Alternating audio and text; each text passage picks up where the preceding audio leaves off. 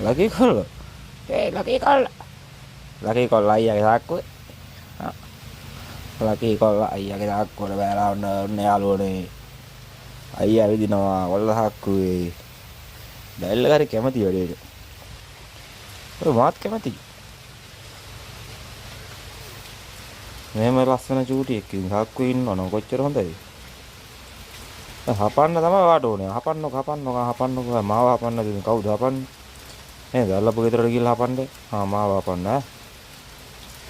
ඉතින් ඔයා ලකී නෙමෙයිද කියන්නකෝ.